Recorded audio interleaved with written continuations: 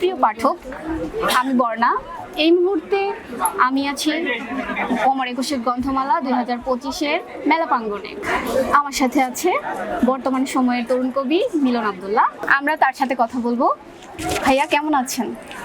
জি আলহামদুলিল্লাহ, আপনি কেমন আছেন? জি ভালো আছি। মেলায় এসে কেমন লাগছে? এবার মেলা এসে অন্য মেলার থেকে একটু বেশি ভালো লাগা কাজ করতেছে এই জন্য, কাজ আমাদের হচ্ছে এবারই প্রথম টার্ম আমরা দেখছি যে আমাদের ইসলামিক বইগুলো, ইসলামিক স্টলগুলো অনেক বেশি দেখছি, যেগুলো হচ্ছে আমাদের ভালো লাগার অনেকগুলো কারণের মধ্যে একটা। আচ্ছা, অমর একুশের গ্রন্থমালা 2025-এ আপনার নতুন বই এসেছে, তবুও কবিতারা অবাধ্য। এই বইটি নিয়ে আমাদের পাঠকদের উদ্দেশ্যে আপনি কিছু বলুন। এবার বইমেলায় আমার নতুন যে বইটি এসছে, বইটার নাম হচ্ছে তবুও কবিতার অবাধ্য। এটা হচ্ছে আমার চতুর্থ বই। এবার বইমেলা আমার আরো একটা বই আসার প্ল্যান আছে, সেটা হচ্ছে দ্য লাস্ট ডেস্টিনেশন। তবুও কবিতার অবাধ্য হচ্ছে মূলত এমন কবিতা যে কবিতাগুলো স্বাধীন চেতা, যারা মুক্ত বিহঙ্গের মতো উঠতে চায় আকাশে, যারা অধিকার নিয়ে বাঁচতে চায়, যারা শব্দের খোঁজে আসমান ভেদ করে পৌঁছে যেতে চায় আশে আজিম পর্যন্ত, যারা শব্দের ব্যানার ছুটতে চায় স্বৈরাচারীর বুকে। কবিতাটা হচ্ছে প্রেম, বিদ্রোহ এর সমান তালে অধিকার নিয়ে কথা বলবে। আপনি যদি কবিতাদের রুখে দিতে চান, এটা কথা বলা বন্ধ করতে চান, এরা কখনোই আপনার বাধ্যতা মেনে নেবে না। এরা সময়ের পরিক্রমায় অবশ্যই ফিরে আসবে, এরা কয়েক গুণ শক্তি সঞ্চার করে অবশ্যই ফিরে আসবে। তবুও কবিতার অবাধ্য এমন বই, এমন অনুভূতির স্বাক্ষর, যে অনুভূতিগুলো, যে কথাগুলো আমরা বিগত সময় বলতে পারিনি, এমন জমানো কথা। আপনার তো অনেক পাঠক আছে, অনেক পাঠিকা আছে, তাদের সাথে কোনো স্পেশাল মোমেন্ট আছে কি না, যদি আমাদের সাথে একটু শেয়ার করতেন। আসলে লেখালেখির জায়গা থেকে প্রত্যেকটা জায়গায় আমাদের ভালো লাগা কাজ করে।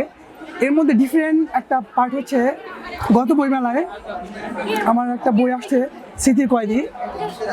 তো এই বইটার ফার্স্ট কপি আমি অনলাইনে হচ্ছে একটা পোস্ট করলাম যে আজকে আমি মেলা যাব, ফার্স্ট কপিটা হচ্ছে স্পেশাল কাউকে দিব। তো এটা পোস্ট করে আমি হচ্ছে স্টলে আসলাম। তো আমার আসার কথা ছিল স্টলে, বাট আমি স্টলে না আসে মেলার অন্য কোনো একটা জায়গাতে স্টে করলাম।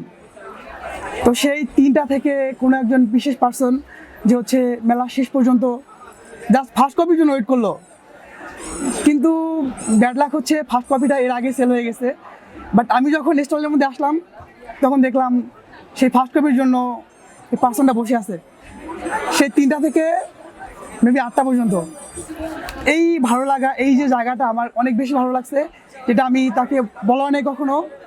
আর আজকে I will sorry to him, তাকে বলা হয় নাই যে ফার্স্ট কপিটা আমি দিতে পারি নাই। আপনার পাঠকদের উদ্দেশ্যে আপনি কোনো বার্তা দিতে চান কিনা?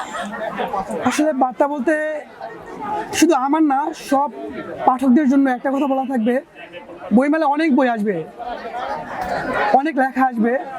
তো পাঠক যারা আছে, পাঠক শ্রেণী, বই কেনার সময় অবশ্যই এরা বইয়ের মানগুলো দেখে কিনবে।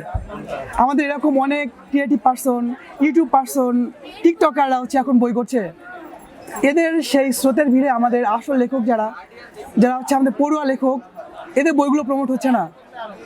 এটা হচ্ছে আমাদের একটা কষ্টের জায়গা। এই জন্য পাঠকদের আমরা এটাই বলবো, আপনারা বই কিনেন, সাহিত্যের অর্থ বুঝে বই কিনেন। টিকটকার, ইউটিউবার যারা আছে, এদের ফেস দেখে আপনারা বই কিনবেন না। বইটা হচ্ছে আমাদের জ্ঞানের জায়গা, এই জায়গাটাকে নোংরা করবেন না, এটাকে পবিত্র রাখবেন।